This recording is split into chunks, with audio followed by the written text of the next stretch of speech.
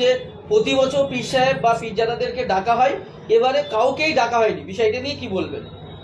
দেখুন, প্রথম প্রশ্নটার উপরেই আমার কিছু কথা বলার আছে। মানে যে প্রশ্নটা করলেন, প্রতি বছরের সমস্ত পীর সাহেবদেরকে ডাকা হয়, এটা ঠিক যেন ঠিকভাবে মেসেজটা সমাজে ভুল যায়। তথাকথিত বর্তমান সরকারের যারা একটু খায়ের খা বা তোষণ করে চলে বা গা ঘেঁষে চলে, তাদেরকে ডেকে একটা আলোচনা হয়, এটা আমাদের কানে আছে। এবং দেয়নি বলবো না, সামান্য যতটুকু ভিক্ষা হিসেবে দেয়, ওই যারা একটু খায়ের খা আছে তাদেরকেই একটু খুশি করে, যাতে করে পরবর্তীতে আবার তারা সরকারের হয়ে একটুখানি সমাজের নিরীহ মানুষকে বুঝিয়ে সরকারের কোলে দেয়। এটাই হচ্ছে ব্যাপার। দ্বিতীয় নম্বর, তাদেরকেও এই বছরে ঠিকভাবে গুরুত্ব দেয়নি, এটা এখন আপনি জানতে চাইছেন। ব্যাপারটা হচ্ছে, যেটা টার্গেট ছিল সেই টার্গেট হয়ে গেছে। টার্গেটটা হচ্ছে এটাই যে মুসলিম সমাজের মানুষকে একটা গোলামির বশত্ব শিকার তৈরি করা। সেই জায়গায় যখন যাকে প্রয়োজন ছিল নেওয়া হয়ে গেছে, গোলামির একটা 90% জায়গাতে পৌঁছে দিয়েছে। না হয় বলুন, মাদ্রাসার শিক্ষা ধ্বংস করছে যারা, এরপরও তাদের পক্ষে যে মুসলমান কথা বলে, জানতে হবে এটা গোলামির দিকেই চলে গেছে। কেন আমি জানি রাজনীতি রাষ্ট্র সেবার জিনিস, সেই জায়গা থেকে বেরিয়ে গিয়ে আমাকে তো মাথায় রাখতে হবে আমার ধর্মীয় প্রতিষ্ঠান এবং ওয়াকাফ সম্পদকে, যেমন কেন্দ্র সরকার আজকে পুরো নিজের আয়ত্ত করতে চাইছে, রাজ্য সরকারও তো বিগত দিনে ওয়াকাফকে কন্ট্রোলে রাখেনি বা লুটে লাইনে বা তার আমলা চামড়া লোটে নেই, এমন তো নয়, করেছে।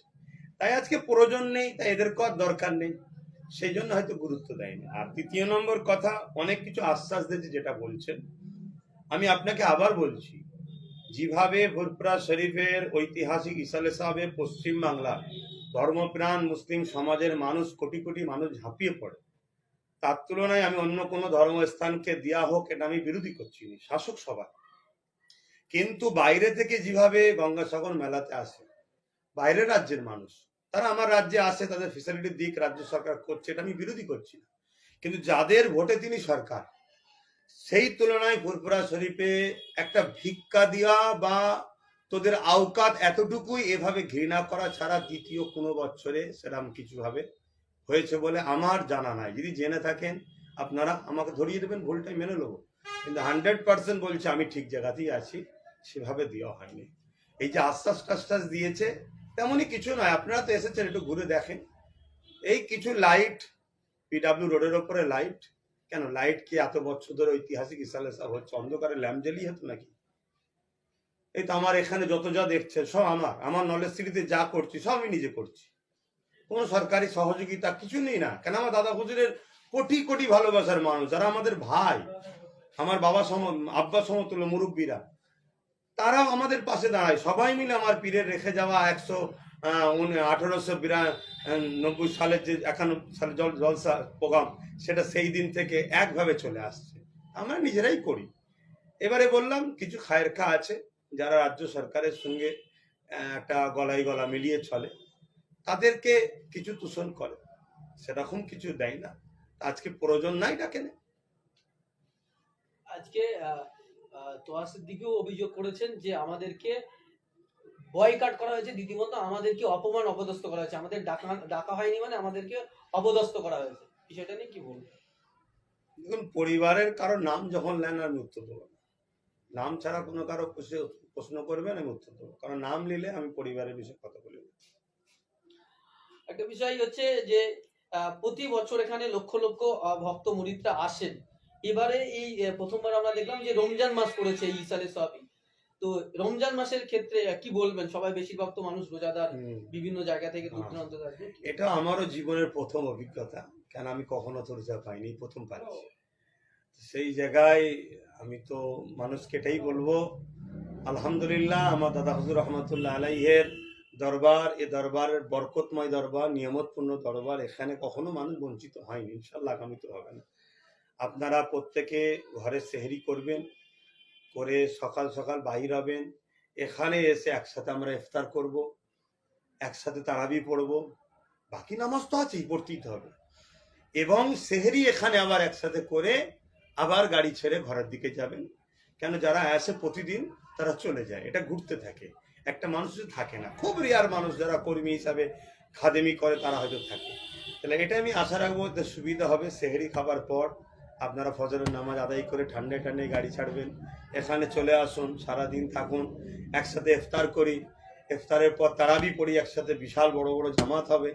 তারাবি পড়ে নিয়ে আবার আমরা যে খাওয়া দাওয়ার আইটেম করছি, খাওয়া দাওয়া করবেন, আবার একটু জিয়ারত করবেন, ঘুরবেন। সেহরির ব্যবস্থা যত সামান্য গরিবানা যতটুকু করা হচ্ছে, সেই সেহরি খাবেন, আবার এখানে ঠান্ডা ঠান্ডায় ফজরের নামাজ পড়ে বাড়ি ছেড়ে নিজের ঘরে চলে যাবেন। এটাই রাখবো আশা। এবং পাশাপাশি আপনাদের মাধ্যমে বলবো, প্রতি বছর যেভাবে ধর্মপ্রাণ মানুষ ইসলাম শান্তির বার্তা দেয়, আলহামদুলিল্লাহ, তো সেই হিসাবে যেভাবে ট্রাফিক রুলসকে প্রতি বছর মেনে লক্ষ কোটি মানুষ আসছে, আশা রাখছি আলহামদুলিল্লাহ সেভাবেই আসবেন। এটা আমাদের গর্ব যে ফুরফুরা শরীফের দরবারে যখন মানুষ আছে, তারা এত লক্ষ লক্ষ মানুষ আছে, কোনো রকম বিশৃঙ্খলা হয় না, কোনো রকম সমস্যা হয় না, এটাকে মাথায় রাখবেন।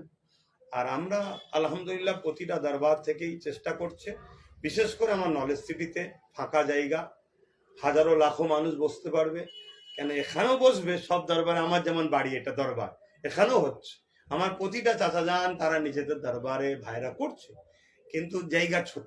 আর রোজাদার মানুষ একটু হাওয়া বাতাস হলে তার আরো শরীরটা ভালো লাগে।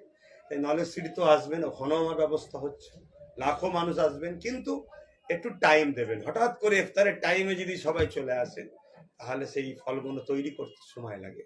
তাই একটু আগে আগে আসলে তার জন্য আমার প্রস্তুতি দিতে সুবিধা হয়। এতটুকুই বলবো।